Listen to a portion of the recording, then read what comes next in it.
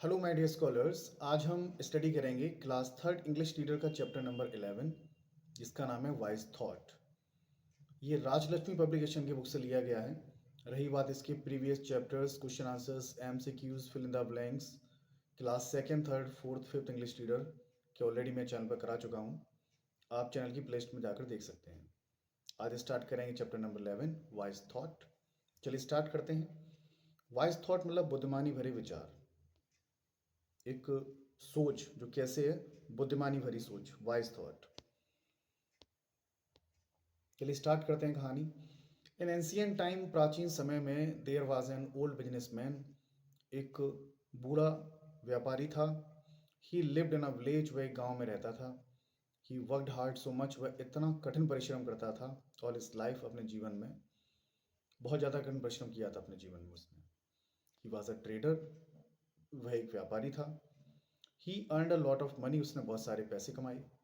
He became rich, वह धनी हो गया। As the years passed by, जैसे जैसे सालें बीतती गई वह धनी होता चला गया। नाउ ही फेल्ट दैट, अब उसने ये महसूस किया दैट कि ही ग्री ओल्ड, कि वह बूढ़ा हो गया है। And he had not long to remain in this world, और वह अब उसकी कोई इच्छा नहीं रही इस दुनिया में कि हम और कुछ करें या ये पालें वो पालें। सारी इच्छाएं पूरी हो चुकी हैं, अब कोई इच्छा नहीं रही है। He was worried what he should do with this money, वह चिंतित था कि इतना पैसा तो कमा लिया, अब इतने पैसे का क्या करना चाहिए। आगे देखते हैं।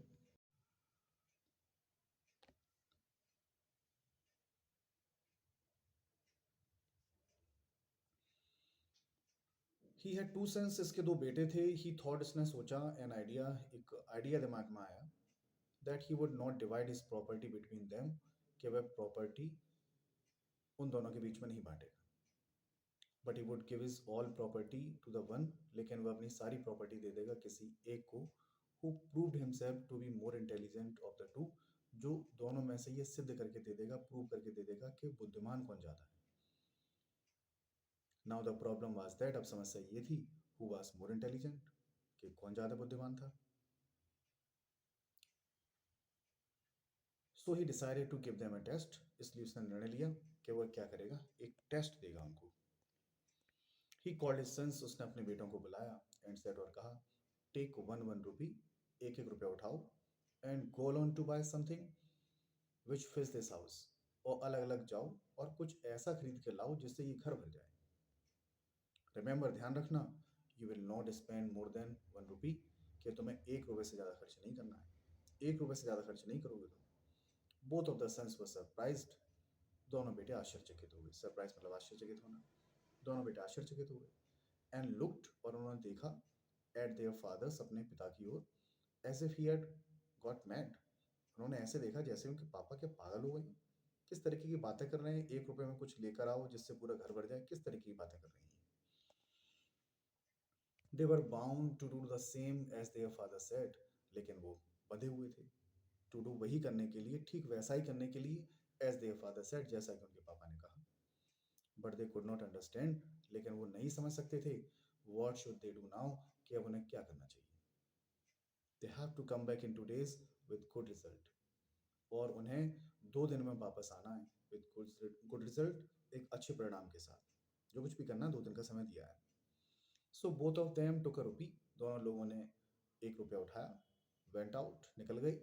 द फर्स्ट सन वॉन्डर्ड, पहला बेटा भटकता रहा। वॉन्डर्ड मीन्स होता भटकना, थ्रू द मार्केट, पूरी मार्केट में भटकता रहा। But he fail to fulfil his purpose, लेकिन वह असमर्थ हो गया, फेल हो गया अपने उद्देश्य को पूरा करने के लिए, जो अपना उद्देश्य लेके निकला है वो। ही वॉन्डर्ड द होल डे, वो पूरे दिन भटका। He gave up his search, अंततः उसने अपनी सर्च को त्याग दिया कि भाई अब ऐसी कोई चीज़ नहीं मिलेगी एक रुपये में जिससे पूरा घर भर जाए। सडनली ही सा बुलक कार्ट, अचानक से उसे एक बैलगाड़ी दिखाई दी, फिल्ड विद हे, भूसे से भरी हुई थी वो। ही आज तक का ड्राइवर, भूसा, जो बैलगाड़ी थी उसके चलाने वाले से पूछा, उसने ड्राइवर से पूछा, द प्राइस ऑफ द हे, कि इस भूसे की कीमत बताओ। उसे लगा भूसा तो अगर ये पटरी खा जाती है तो ये बहुत ज़्यादा हो जाएगा, घर भर सकता है इससे। ही सक्सीडेड टू बाय द हे, वह सफल हो गया भूसे को खरीदने में। सो मच बार्गेनिंग, बहुत ज़्यादा बार्गेनिंग की, मतलब मोलभाव किया। He took the hay to home. भूसा अपने घर ले आया. But it was not enough to cover even the floor of the house. गाड़ी में तो बहुत लग रहा था भूसा, लेकिन जब कमरे में बिछाया तो फर्श ही कवर नहीं कर पाया. वो घर भरने की तो बहुत दूर की बात है, फर्श कवर तक नहीं हो पाया घर का. The second son took a rupee. दूसरे लड़के ने रुपया उठाया. And he sat down to think. वह गया नहीं मार्केट में उधर, वह बैठ गया सोचने के लिए, भाई क्या आएगा इतने में, व्हाट ही शुड डू, कि उसे क्या करना चाहिए. आफ्टर थिंकिंग टू मच, बहुत ज़्यादा सोचने के बाद, he went to the market. वह मार्केट गया. He purchased some candles. उसने कुछ कैंडल्स खरीदी फॉर 1 रुपी, 1 रुपए में. And came back home. और घर वापस आ गया. It was getting dark now. अंधेरा हो रहा था. The second son. दूसरे लड़के ने लिट द कैंडल्स. कैंडल्स जला दी इन एवरी रूम, हर रूम में. एट वंस, तुरंत ही, the house was filled with light. घर जो है लाइट से भर गया. चारों तरफ प्रकाश ही प्रकाश हो गया, प्रकाश से भर गया घर. कैंडल्स लगा दी उसने सब में. सीइंग दिस, यह देखकर, the old man was very please. जो ओल्ड मैन था बहुत ज़्यादा खुश हुआ. विद हिज सेकेंड सन, अपने दूसरे बेटे से. He said to him. उसने उससे कहा, माय डियर सन, मेरे प्रिय बेटे, you have shown the true intelligence. तुमने सच्ची बुद्धिमत्ता दिखाई है. I will give you my all property. मैं तुम्हें अपनी सारी प्रॉपर्टी दे दूंगा. उसने भी बुद्धिमानी दिखा दी. अब ये कहानी बहुत पुराने समय की है, जिसमें आप सोच रहे होंगे 1 रुपये में भूसा खरीद लिया तो उसकी वैल्यू थी 1 रुपये की. उस समय बहुत ज़्यादा वैल्यू थी. उस समय, जिस समय एक भूसे की गाड़ी की वैल्यू है कितने का होगा, उतनी ही वैल्यू उस समय 1 रुपये की होगी. नेक्स्ट देखते हैं. Think we live in a house. सोचिए आप. अब कहानी का जो उद्देश्य है, वो सार है, वो समझाया जा रहा है इसमें. थिंक, सोचो. We live in a house. हम एक घर में रहते हैं. Which is called our native country. जिसे हमारा देश कहा जाता है. मतलब जो हमारा देश है वो क्या है, हमारा घर है. We have been given this rupee to prove our self. हमें ये रुपया दिया गया है टू प्रूव अवर सेल्फ, अपने आप को प्रूव करने के लिए.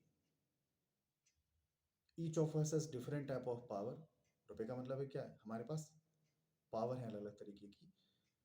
Each of us different type of power. हर किसी के पास अलग अलग पावर है. लाइक बॉडी, किसी के पास बॉडी की पावर है, किसी के पास माइंड की पावर है, करेक्टर्स की पावर है, स्ट्रेंथ ताकत है, टाइम है, intelligence, which can be use, जिसका प्रयोग किया जा सकता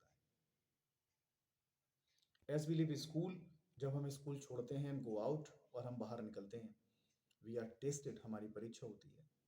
as to how we show our talent which we have, कि हम अपना टैलेंट कैसे दिखाएं, विच वी हैव, जो हमारे अंदर है. If we are going to be good citizen, अगर हम बहुत अच्छे नागरिक बनने जा रहे हैं, then we shall use our parts.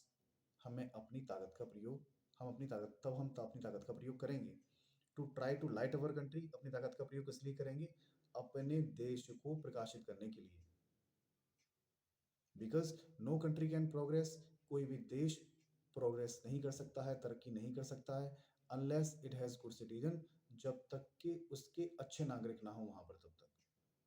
So if you want to serve our country, इसलिए यदि हम अपने देश की सेवा करना चाहते हैं, we shall become good citizen. हम एक अच्छे नागरिक बनेंगे. डब्ल्यू एम रायबन की कहानी थी, खूबसूरत सी कहानी. आई होप एक संदेश देकर गई है बहुत अच्छा. ठीक है, इससे सीखने को भी मिला है हम लोगों को. चलिए अब इसके एमसीक्यू सॉल्व कर लेते हैं. तो पहला एमसीक्यू है, द ओल्ड मैन वाज. जो ओल्ड मैन था वो कौन था, एक बिजनेसमैन था. पहला ये हो जाएगा. The old man said to his son. Old man ने अपने बेटे से कहा.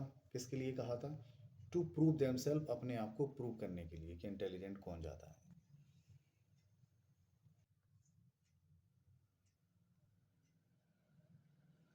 नेक्स्ट क्वेश्चन है, द फर्स्ट सन बॉट. पहले बेटे ने खरीदा फॉर अ रुपी. 1 रुपये में क्या खरीदा पहले बेटे ने, हे भूसा खरीदा था.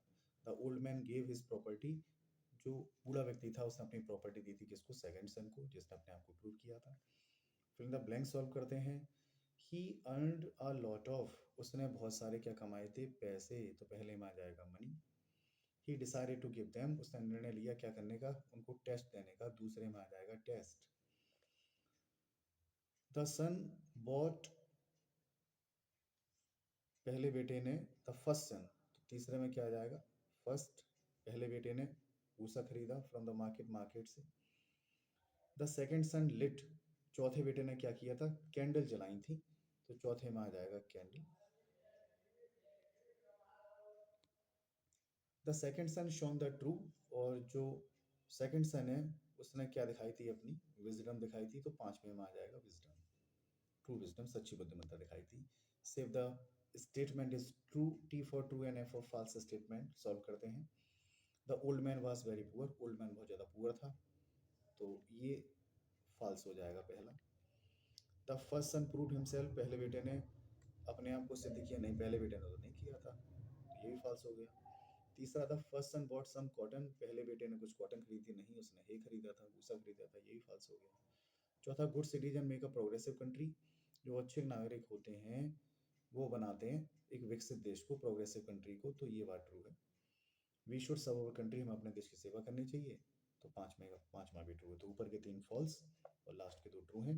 इस तरीके से हमने इसके फिल इन द ब्लैंक्स और ट्रू फॉल्स एमसीक्यू सॉल्व किए हैं। आई होप आपको ये समझ में आए होंगे।